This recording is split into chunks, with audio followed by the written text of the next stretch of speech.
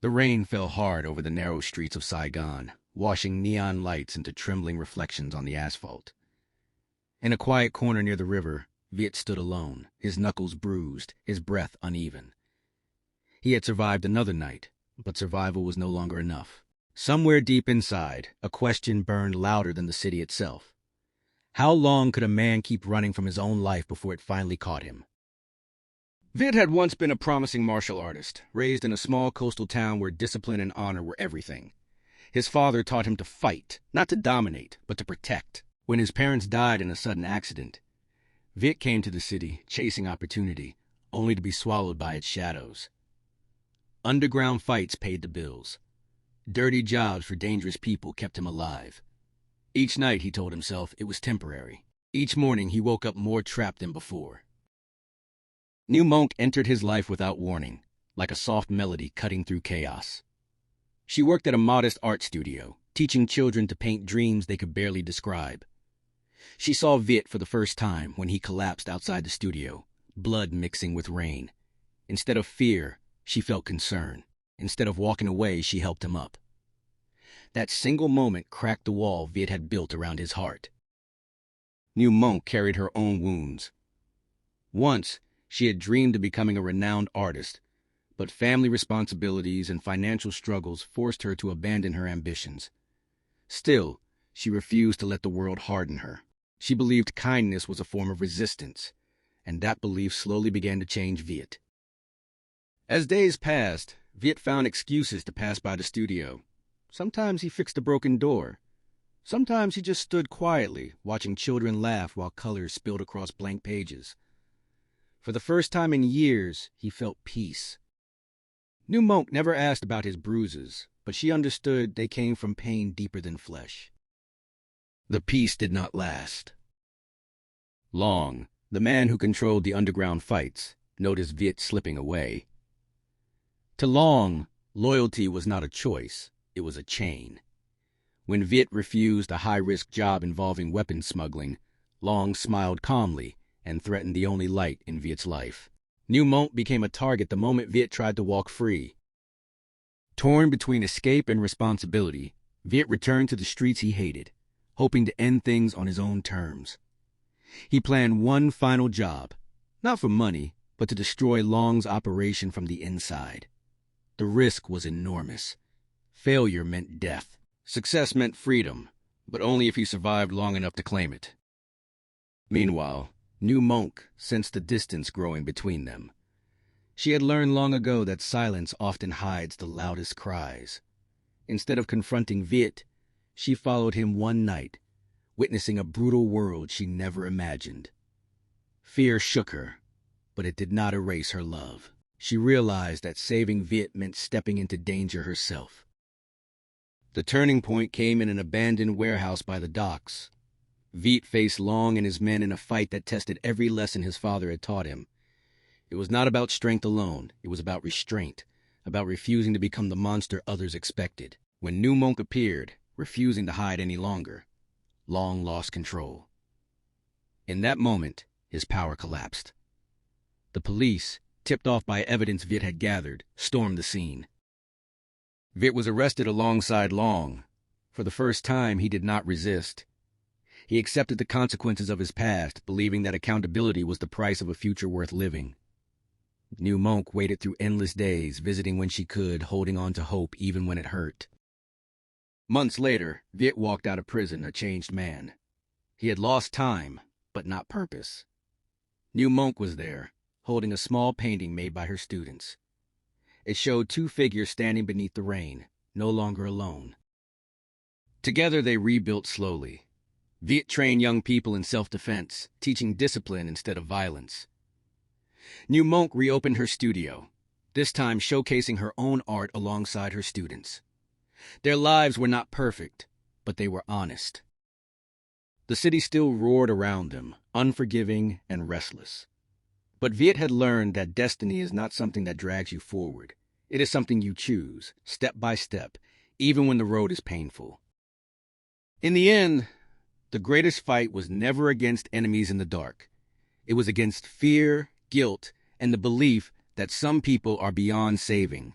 And as Viet and Như Mộng stood together, watching the sun rise over a city that once nearly destroyed them, they proved that even in the harshest places, dreams can survive, and redemption is always possible. Suba ki halki roshni jab Saigon ki marathon par padi, Viet ne enken koli. Jail se nikane kabadiye uski peli sabati jahan hawa azad, lagrahi thi, lekin dilabi bi boyho. Ha? Rabhar uske zehan, mein purani zindagi gumti rahi. Wak galtian jin sabhagni ki liye usne kabi ladaiko, abna sahara banaya tha. Azadi mil chuki di, magarsakon abidorda.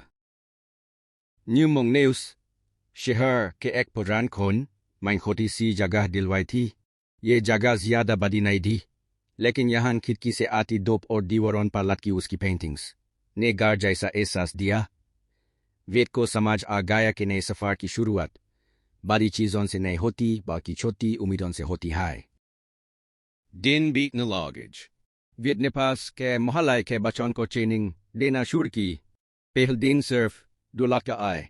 आंखों में जय हक और चेहरों पर शहर का खौफ नजर आ रहा था। वेद ने पास मौका और कितना ही सिखाए, बल्कि ये भी बताया कि असली ताकत अपने गुस्से पर काबू पाना होती है। बल्कि के कहरों पर धीरे धीरे भरोसा उभरने लगा और वेद के दिल में एक नया मकसद जन्म लेने लगा। मगर पुरानी जिंदगी इतनी आसानी से पीछा नहीं छोड़ती। लॉन्ग के कुछ बैच हु साथी शहर में ना भी घूम रहे दो। उनके लिए वेद सिर्फ एक आदमी नहीं था, बल्कि उनके गिरते हुए का निशान था। एक शाम जब वेद ट्रेनिंग से वापस आ रहा था, यूज महसूस हुआ कि कोई उसका पीछा कर रहा है। उसके कदम तेज हुए, लेकिन इस बार वो भागा नहीं। उसने खुद से वादा किया था कदार के एज कुकीगा नहीं। उस रात न्यू मोंक भी अपनी स्टूडियो में अकेली बैठी थी। एक नई पेंटिंग अधूरी पड़ी थी, जिसमें एक आदमी अंधेरे से रोशनी की तरफ बढ़ रहा था। उसके हाथ काम रहे थे। यूज अंदाजा हो चुका था कि वेद का सफर अभी खत्म नहीं हुआ। मोहब्बत सिर्फ साथ रहने का नाम नहीं होता। कभी कभी यह खुद को खतरे में डाल का किसी और के लिए खराए उनका नाम होता है। अगले दिन एक नया मुश्किल लेकर आया। बाशोन का ट्रेनिंग ग्राउंड के पास कुछ गंदे अनाय और धमकी देने लगे कि ये जगह उनकी है। बाशे डर गए और कुछ वापस भाग गए। वेद ने उन्हें रोका नहीं। उसने सिर्फ ये कहा कि जो रुकना चाहिए वो रुक सकता है। असली में सिर्फ एक लाख खड़ा रहा। वेद ने उसके कंधे पर हाथ रखा और मुस्कुरा दिया। यह छोटी सी हिम्मत उसके लिए जीत से कम नहीं थी। न्यू मोंक ने जब ये सुना, उसने फैसला किया कि वो चुप नहीं रहेगी। उसने मोहल्ले के लोगों को इकट्ठा किया, अपनी आर्ट एग्जीबिशंस के जरिए आवाज उठाए और बताया कि ये जगह बच्चों के फ्यूचर के लिए है। लोगों ने पहली बार महसूस किया कि खौफ से ज्यादा ताकत उनकी यूनिटी में है। आहिस्ता गंदे पीछे हटने लग। शहर ने पहली बार वेद को सिर्फ एक फाइटर नहीं, बल्कि एक रहनुमा के तौर पर देखना शुरू किया। वेद को समय आ गया कि असली जंग अब मुकान से नहीं, बल्कि भरोसे और हिम्मत से लड़ी जा रही है। चैप्टर के आखिर में वेद और न्यू मोंक एक छत पर खड़े शहर को देख रहे थे। नीच जिंदगी फिर से शोर मचा रही थी, लेकिन इस बार वो शोर डराना नहीं था। वेद ने धीमी आवाज में कहा कि शायद ख्वाब टूटते नहीं, सिर्फ रास्ता बताते हैं। न्यू मोंक ने उसका हाथ पकड़ लिया। अंधेरे भी बाकी, लेकिन रोशनी का रुकते हो चुका था। चैप्टर 2 यहीं खत्म होता है एक नए इम्तिहान और भी बड़ी उम्मीद के साथ। शहर पर हाथ फिर से छा रही थी, लेकिन इस बार वेद के दिल में वो पुराना खौफ नहीं था। फिर भी बेचैनी थी, जैसे तूफान से पहले हवा रुक जाती है। जगह पर गुजारी हुई वो शाम उसके लिए उम्मीद का वादा थी, मगर उम्मीद के साथ जिम्मेदारी भी आती है। वेद जानता था कि जो लोग पीछे हट गए हैं वो हर महान वालों में से नहीं। अगली सब ट्रेनिंग ग्राउंड पर ज्यादा बचाए। कुछ नए चेहरे थे, कुछ वो जो पहलदार कर भाग गए थे। वेद ने उन सबको लाइन में खड़ा किया और पहली बात ये कही कि यहाँ कोई भी मजबूर नहीं है। जो सीखना चाहता है वो सिर्फ लड़ाई नहीं, बल्कि अपनी जिंदगी का हिफाजत करना सीखेगा। बाशों के चेहरों पर यकीन उभर आया। Unhaim महसूस हुआ कि जगह सिर्फ ट्रेनिंग का मैदान नहीं बाकी पना है। Easy Daran ek Purana chera wapas aya. Long kadahina hath how jo jail sabah niklata. Uski ankon mein nafrati, or dimag mein intakam. Uzne shihir ke andere kona, mein apna naya jal bishalia, ha. Aska maksad, surf, vit ko katam karnanaita, balkias, umid kotana, dajawo. Bashon or logon, ke dil mein jagaraha. New Mộng ने बदलते माहौल को सबसे पहले महसूस किया। Studio के बाहर अनजान लोग घूमने लगे और रात को फोन कॉल्स आने लगे जिनमें खामोशी चीख-बान करू पाती रही। उसने विट को सब बताया। पहले तो विट ने यूसी सबसे दूर रखना चाहा, लेकिन न्यू मंक ने साफ कह दिया कि वो सिर्फ उसकी जिंदगी का हिस्सा नहीं, बल्कि उसकी जंग की साथी है। एक शाम जब ट्रेनिंग खत्म हुई, एक लड़का गिर गया। सिर्फ थकान से नहीं बल्कि डर से। इसने रोती हुई आवाज में बताया कि आदमी उसके घर था। यह संकार व्यक्ति का खून खोलू था, लेकिन इस बार उसने गुस्सा नहीं समझदारी चुनी। उसने फैसला किया कि इस बार मुकाबला सिर्फ मुक्कोन से नहीं होगा। विट और न्यू मंक ने मिलकर सबूत इकट्ठा करना शुरू किया। स्टूडियो के जरिए कम्युनिटी मीटिंग्स हुई, जहां लोगों ने अपनी कहानियां सुनाई। रेलवा लोगों ने सिर्फ खौफ नहीं बॉक्स भी बांधना शुरू किया। हर गवाही हाउ के जाल को कमजोर कर रही थी। हाउ को जब ये पता चला, उसने सीधा हमला करने का प्लान बनाया। रात के अंधेरे में ट्रेनिंग ग्राउंड पर आग लगाने की कोशिश की गई। शोर माकर बच्चे डर गए, लेकिन इस बार महल्ले के लोग पहले से तैयार थे। सभी मिलकर ज्ञाने लागश। विट ने हाउ का सामना किया। दोनों के बीच लड़ाई हुई, तेज और खतरनाक। लेकिन इस बार विट के हाथ सिर्फ अपनी कुव्वत से नहीं, अपनी जिम्मेदारी से भी बढ़ी थे। लड़ाई के बीच हाउ फिजल कर गिर पड़ा। उसके पास मौका था कि भाग जाए, मगर विट ने यूजी भागने नहीं दिया, न ही मारा। उसने पुलिस को बुलाया, सबूत उनके हवाले किए और खुद पीछे हट गया। यह फैसला आसान नहीं था, लेकिन यही वो लम्हा था जहां विट ने अपनी पुरानी जिंदगी से पूरी तरह रिश्ता तोड़ दिया। हाउ गिरफ्तार हुआ।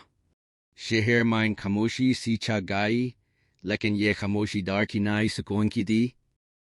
बाखों ने अगले दिन फिर ट्रेनिंग शुरू की। इस बार उनका कदम मजबूत थे। चैप्टर के आखिर में न्यू मंक ने अपनी अधूरी पेंटिंग मुकम्मल की। अब उसमें सिर्फ एक आदमी नहीं था, बल्कि उसके साथ कई बच्चे और लोग थे।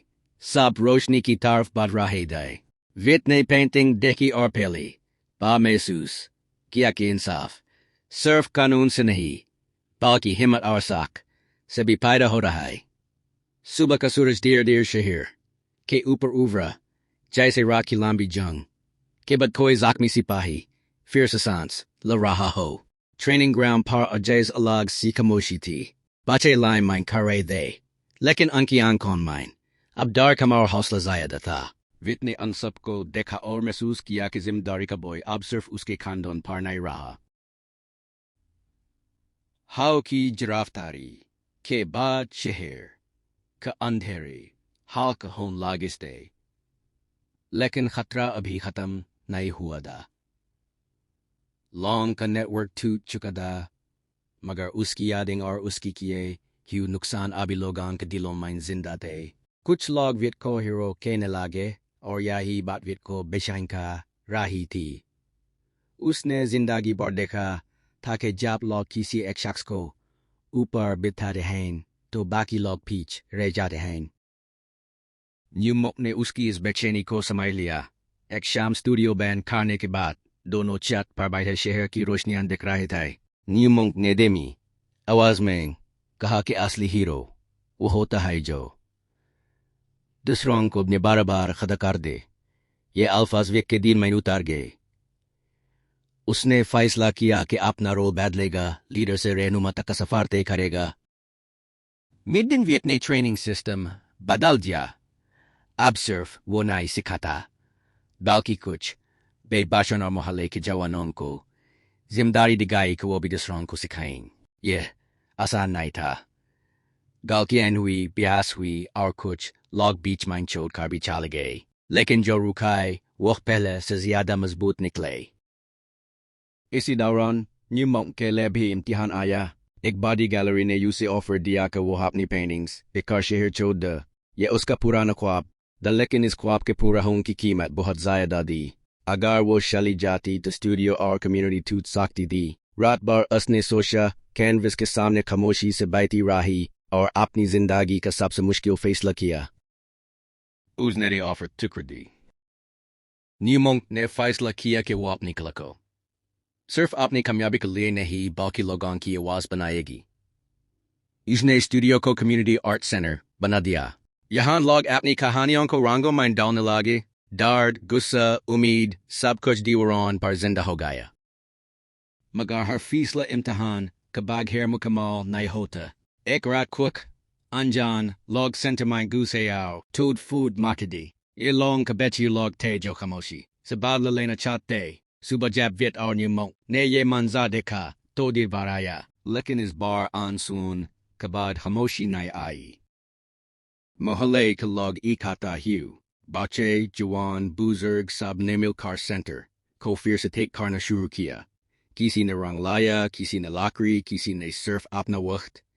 उस दिन शहर ने सीखा कि अंधेरा तब हार जाता है जब लोग इंतजार करना छोड़ देते हैं और खुद खड़े हो जाते हैं। चैप्टर के आखिर में एक नई पेंटिंग दीवार पर लटकी थी। इस बार सिर्फ रोशनी की तरफ बटने वाले लोग नहीं थे, बल्कि वो लोग भी थे जो एक दूसरे का हाथ थामकर खड़े थे। विट ने पेंटिंग को देखा और महसूस किया कि उसकी जिंदगी का सबसे बड़ा फैसला सिर्फ लड़ाई खुदना नहीं था, बल्कि लोगों पर यकीन करना था। रोशनी का फैसला हो चुका था। अंधेरा अब सिर्फ एक याद था और शहर पहली बार अपनी तकदीर खुद लिख रहा था।